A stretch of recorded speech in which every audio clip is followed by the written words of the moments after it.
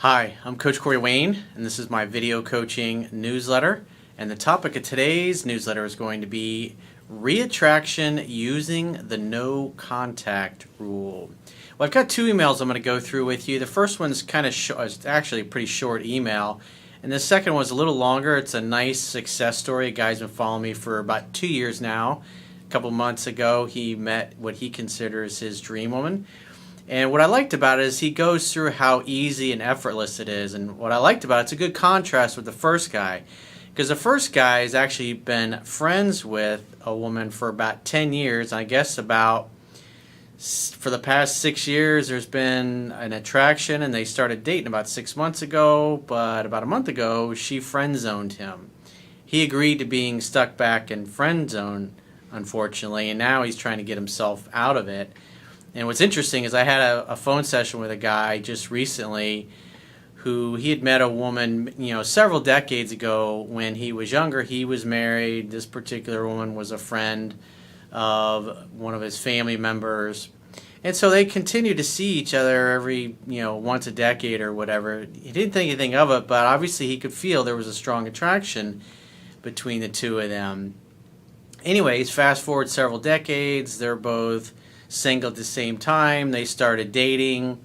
He went through a difficult period in his life and he stopped being the alpha male that he had been that caused her to be attracted in the first place, and then she ended up friend zoning him, and so now he's in the process of trying to get her back because he's obviously older at this point, and that's one of the few women he met over the course of his life who he really felt something for, because he was married for many decades. So it's an interesting contrast, and what you see and what I'm going to go through is the subtle difference between a woman being really attracted and respecting you as a man and then having no feelings for you and wanting to stick you in friend zone. So I got a quote that I wrote in this topic, and then we're going to go through the guy's emails. So we'll start first with the quote, and then we'll go through the first guy's email. And the quote says, "If you value yourself and what you bring to your relationships, you won't allow people to mistreat you or take you for granted. You'll only invest your time and energy into people who show they care through their actions by reciprocating interest. Only give your attention and energy to people who value and appreciate it, and remove your attention from those who don't. Those who care will notice your absence and increase their efforts to make you feel wanted.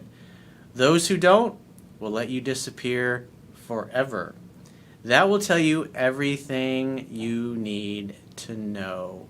There's so much in our society, especially what you see in movies and TV, that focus on what a guy wants. In other words, typically in your average movie, a guy wants a particular woman who has next to no interest in him, and through him jumping through his butt through the course of the movie or the TV show, she magically falls in love with him. Well, that shit just doesn't work in real life. So with that said, let's go through this first guy's email and see what he's been doing wrong and what he could do differently, potentially, to turn this around. He says, "Hi Corey Wayne, I've been binge watching your videos about reattracting an ex and relationships in general. Very helpful and appreciated. My ex and I have been friends for 10 years. After 6 or so years of mutual attraction, we finally started a romantic relationship about 6 months ago." So he doesn't really get into detail as to the context, but you gotta understand, for a decade they have been friends. Maybe they were in relationships with other people, similar to a client that I had recently. The point being is that if your interest is sex and romance, then that's the only way you're going to interact with that other person. If you want to be in friend zone or are cool with being friends or want to give the vibe that you want to be friends, you're going to give off a platonic vibe. If you were dating somebody and you were having sex and romance, and then for whatever reason, most of the time people come to me, they're the ones getting friend zoned and it's not what they wanted, it's typically because the behavior changes or they started doing things that made themselves less attractive.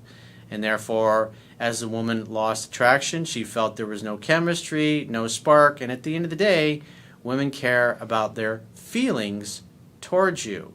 Your logic, your reason, your pedigree, your bank account, how good looking you are, what an awesome guy you are, how much you do things for other people, how much you care about her. None of that shit matters. The only thing that matters is how you make her feel about you. That is the important thing.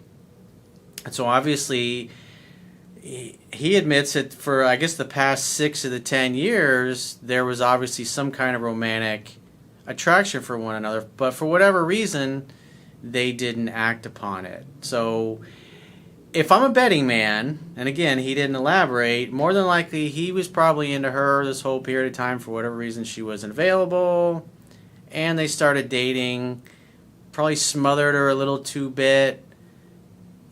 much, I should say, and he started acting different than the way he had been acting when she became attracted. And what us guys all typically do, and if you've read my first book, 3% Man, this is the same thing I used to do, because you see it in movies and you see it in TV all the time. And if you don't have anybody at home, if you don't have a grandfather or a dad or an uncle or a strong male influence that can teach you how to be a man and what attracts women, it's like if all you see is movies and TV, you're going to think you got to be extra nice to the person that you like, and therefore they'll like you more. And what typically happens in these cases, I know for me, it's like when I was young, when I was in my 20s, when I used to think that now I got a chance with this girl, I became extra nice, extra compliant, didn't want to upset her, wanted her to know what a great guy I was, and then there was never any kind of a spark. And I'm doing all the things that I was what the movies say to do, and I'm getting stuck in friend zone, and I didn't understand why at the time. And as I detail in my book, 3% Man, which you can read for free at understandingrelationships.com, all you got to do is subscribe to the email newsletter, is that I changed my behavior. Instead of being a guy that had opinions and stuck to his opinions and did what he wanted, when he wanted, and with who he wanted, it's like I started putting my whole life on hold to try to accommodate making it easy for this woman to be in my life. And the reality is, if somebody likes you, if somebody values you, if somebody appreciates you, they're going to make a mutual interest. If you grow up in a healthy, happy family, you know what that feels like. You know what that looks like. If you grow up in a dysfunctional family like mine was, your perceptions of these things are going to be fucked up. You're not going to know what feels right. And so if somebody's mistreating you or ignoring you, that's going to probably feel kind of natural and normal to you. Whereas if you grow up in a happy, healthy family, if somebody mistreats you and doesn't appreciate you, it just means they don't like you. And because you have a happy, healthy self-esteem and you feel good about yourself, you're cool with letting that person go because you want somebody that treats you the way you want to be treated. But if you were treated negatively, maybe you were ignored, you didn't get enough strokes as a kid, you didn't get any hugs, you didn't get any I love yous. Not getting what you want, not feeling loved feels normal. And so when you grow up and you become an adult and you start interacting with other people, adults that ignore you and treat you like they don't care, much like the people that you were raised by, that feels normal. And so you're triggering attraction in yourself to people you shouldn't really be attracted to because they don't deserve it and they're not reciprocating properly. So if you didn't learn these things in childhood like I didn't, you have to learn them as you get older and change your approach. So back to the email, he says, she lives about an hour away and we only saw each other once a week, sometimes a couple of times a month. She broke up with me about a month ago and wanted to remain friends. So here's her excuse, which sounds nice, but you got to remember, women don't want to hurt your feelings. They just want to hope that you figure it out. But the reality is her attraction's gone, and so she gives him this excuse, which sounds logical. It sounds reasonable, but it's really bullshit. And here's her excuse. She said she had to get her life together, and with her new job and living situation and that, she lost feelings for me. So she gives a couple things that sound normal, but the reality is that she lost feelings for him. In other words, she lost attraction. Intellectually, she's thinking he's a great guy. I've known him for 10 years. We should be perfect together. But she's not feeling it. There's no spark, if you will. So here's where he screws up. He says, I told her I would be friends with her, but I have ceased initiating contact with her. Well, in that particular case, she's now trying to unilaterally change the terms of your relationship. And obviously, if you're going through 3% man, the light bulb should be going off in your head, and you should be able to start to see what you were doing wrong and what was causing her to get turned off from being attracted to you to wanting to stick you back in friend zone. So if you're interested in sex and romance, you never agree to something platonic. Because the reality is, you're sending me this email, so I already know that you saying, sure, friendship is great with me. That's a lie. You lied to yourself, and you lied to her. And from her perspective, she probably thinks, okay, well, he accepted friendship, he must be cool with it. Obviously, you're not, because if you were cool with it, you would have never written me the email in the first place. So you did the right thing by not because if somebody says, hey, let's just be friends only, and you continue to call and text them, that means, hey, you accepted friendship and you're cool with things the way they are. So from a negotiation perspective, if somebody offers you a price and you don't like the price and you say, I'm walking away, you don't pick up the phone and call them a few hours later and bitch about the price. You just realize, hey, the negotiation's over. Maybe at some point they'll become flexible, but the reality is I got a certain amount of money set aside for whatever it is I'm trying to buy, and therefore I got to find somebody who's got terms that are more to my liking. And you go seek to make another deal. You don't go back to the deal where you reached an impasse, basically. And when you got a woman trying to stick you in friend zone and you don't want to go back to being platonic friends for the next decade of your life, you're going to have to be honest with yourself and her. You're going to say, I know we've been friends for a long time, but going back to just being platonic friends, I can't do that. I don't want to do that. I like what we've shared. And, I understand you got to get your life together and all those things. Well, why don't you go do that? And then when you feel ready and you want to see me again in a romantic setting, get back in touch. And if I'm still available, maybe we can go out on a date. And you leave it at that and you walk away completely. And just like I talk about in 7 Principles to Get an Ex Back, you assume that when, say, a few weeks or a month or so later, she reaches out, that she's missing you and she probably wants to see you. So you're going to make a date at your place to make dinner together. You want her to come to you, because if she unilaterally ended the relationship, she's got to be the one to fix it. And therefore, she has to come to you. And that's why I say for at least 3 dates, you're not going to go meet her out or pick her up. You're definitely not going to do lunch, because, again, that's a platonic friendship thing. If you're interested in sex and romance, only do things where sex and romance are possible. And as I talk about in 3% Man, your job is simply to create an opportunity for sex to happen. Hang out, have fun, hook up, leave the relationship stuff to a woman, which is obviously something that this guy probably did not do. He's thinking, hey, we've known each other for 10 years. She's got to be my girlfriend. We should stay together.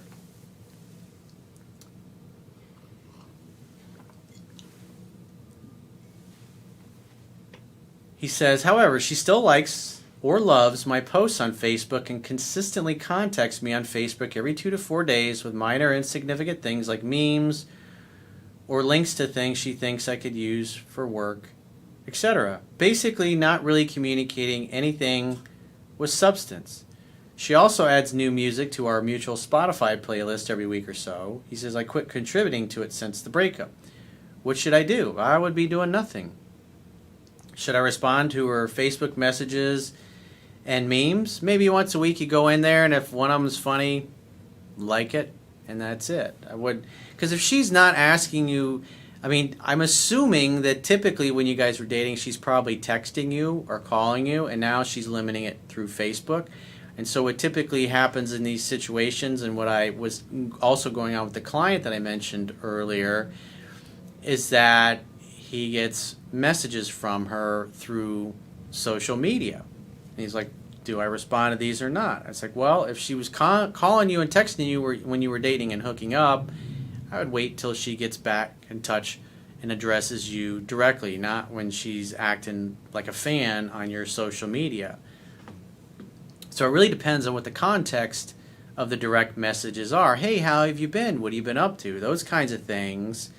Typically what she's trying to do is find out where you're at. Maybe the attraction's starting to creep back up on her because you kind of disappeared from her life again. Remember, scarcity creates value. And if you were coming on too strong and making her feel smothered, then all of a sudden when you're distant and she wonders what you're doing and what you're up to, those feelings of attraction start to come back. In other words, she starts to feel something for you. And when she feels something for you, she's going to kind of put her finger in the water, and that's typically what you see with these Facebook comments and posts and things of that nature. And as you're kind of indifferent to that, and you don't really give her anywhere to go with it, if you go on to Facebook, like for me, I don't ever go on Facebook. My assistant does all the posting, and I occasionally go on there a couple times a month to maybe check my messages. But other than that, I don't ever even use social media. To me, it's a business thing.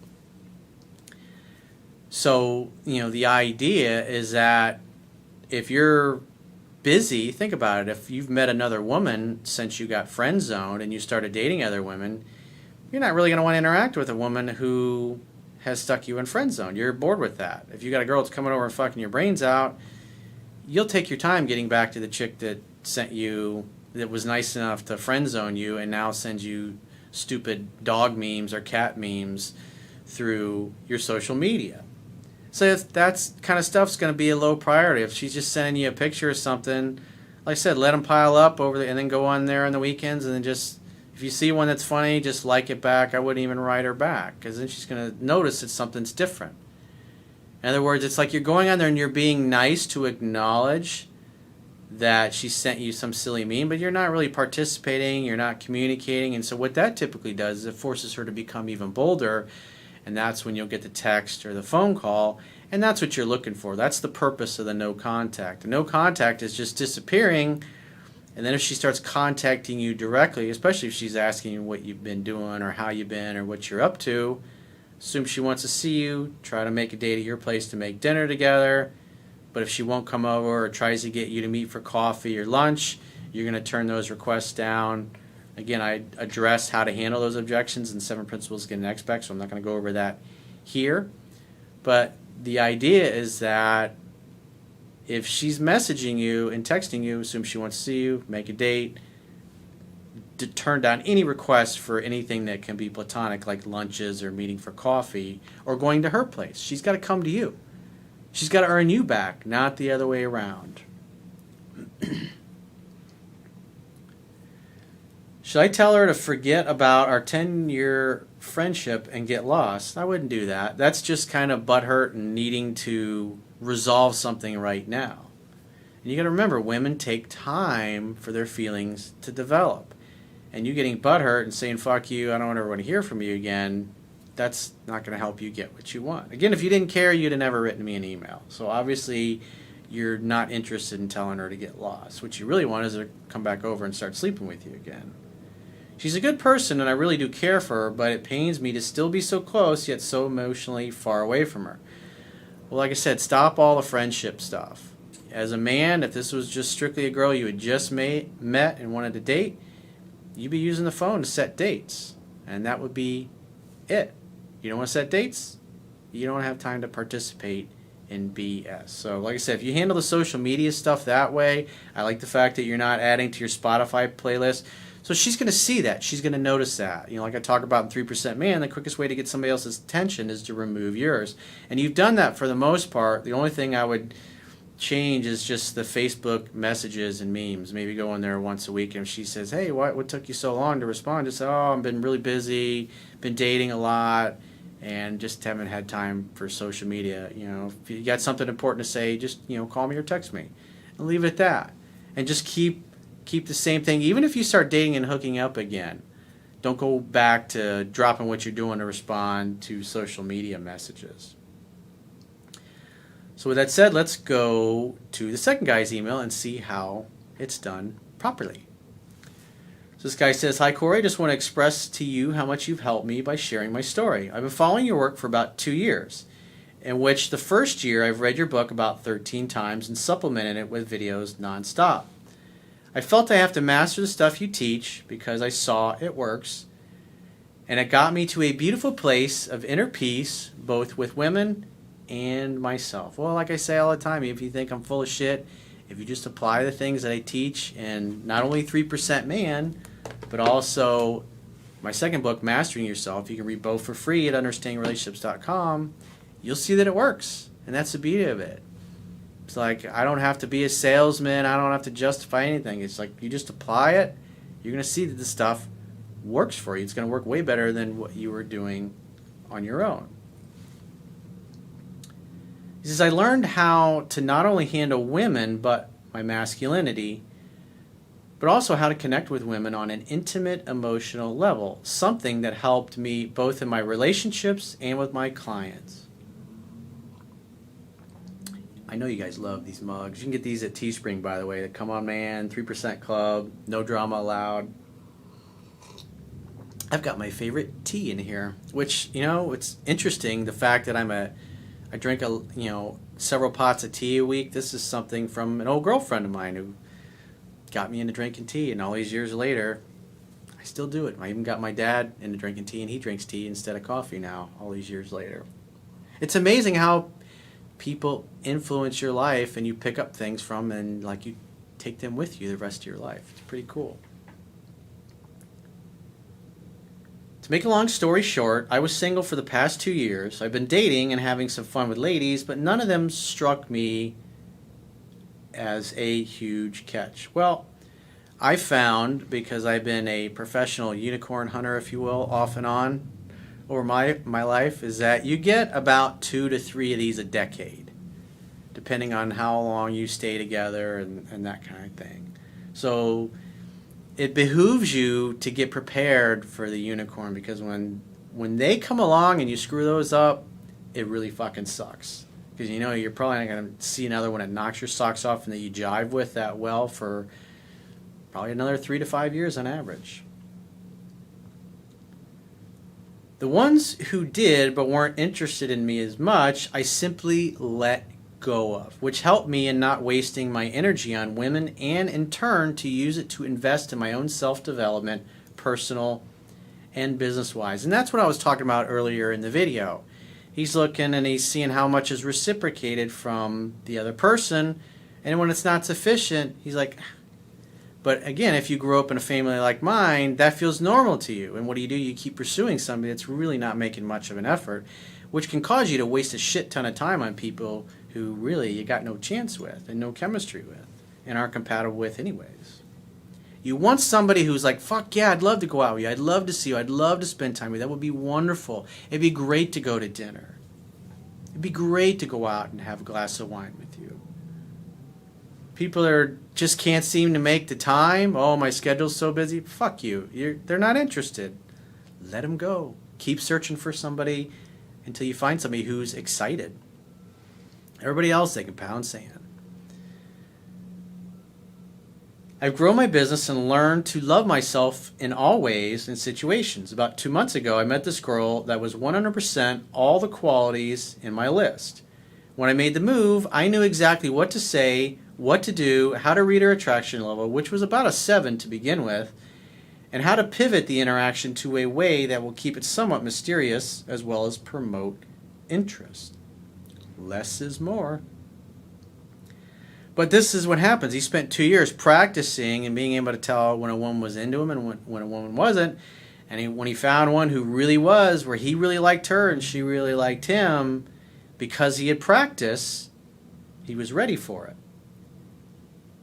He says, man, this girl's amazing. Not only is she smoking hot, she's an amazing communicator, intelligent, sassy, funny, sexy, the total package. First night we met, I escorted her to the train station and she couldn't help it. She had to kiss me. But of course, it's the way it's supposed to be. If you look at the older movies from the 40s, 50s, 60s, that's typically what you see, is a woman coming on to the man and kissing the man. And the man reluctantly kisses her back. Even though he knew all along she was going to kiss him. She showed all the signs that I was mysteriously loving it because I felt the same way. I didn't let it throw me off my center, though, and when she tested me a little bit, I stood my ground, made sure to explain to her that I have my mission in mind, and even though I appreciate her and want to see her, I have priorities. Women, no matter how much they like you, are going to test you to see if they can jerk you around. That's why you got to be firm and say no sometimes when you really don't want to do something. She wasn't happy with it in the beginning, and she bluffed to test by telling me she doesn't know if that's something she needs in her life, but I knew it's all good. Another way women test you is they feign as if they're really not happy with your behavior. But if you're congruent with what you say and what you mean and what you feel, even if she protests, you're like, hey, this is who I am, this is what I have to do, these are my responsibilities, she'll respect you because you stood up to her. Versus being a pleaser and just changing your schedule to match hers, changing your opinion to match hers, which is totally beta male. And she'll lose respect for you because you have no respect for yourself. You're not even convinced of your own opinions. That's not attractive. She wants a man she can respect, learn from, look up to, and admire, who's consistent, who says what he means and means what he says. The same day she called me and said she's cool with that, and later she even stated she respects me a lot for it. What did I just say? And it actually turns her on that I'm focusing on my purpose. Anyway, she's my girlfriend now for the past month and things are amazing. We are communicating, and when she is upset, I know how to handle it and open her up to talk to me just like you explain in your book. And it fucking works, man. It's amazing. Every time she's upset, I open her up and talk to her, and she feels more and more close to me every time this happens. Not that it happens too often. And she tells me that as well. Anyway, you're an amazing coach. Thanks to you, I've met the girl of my dreams, and it was the easiest thing ever. This is all about effortless ease and delight. No drama. Just like Rumi says, slow and steady like the river that never grows stale. No hurry, no rush. Move like a turtle. Move at your own pace. You're going to do what you want, when you want, and with who you want. At your own pace. And so if you're in a similar situation to the guys that I've talked about today, and you're trying to get out of friend zone, or you're kind of struggling, maybe you've done some things to turn off a girl you were dating, or your girlfriend, or your wife, and you're trying to get it back, but you're still struggling because you're emotionally wrapped up in this situation, you can do a one-on-one coaching session through Skype or telephone with yours truly. Just go to understandingrelationships.com, click the products tab at the top of your screen, and book a coaching session with yours truly. And until next time, I will talk to you soon.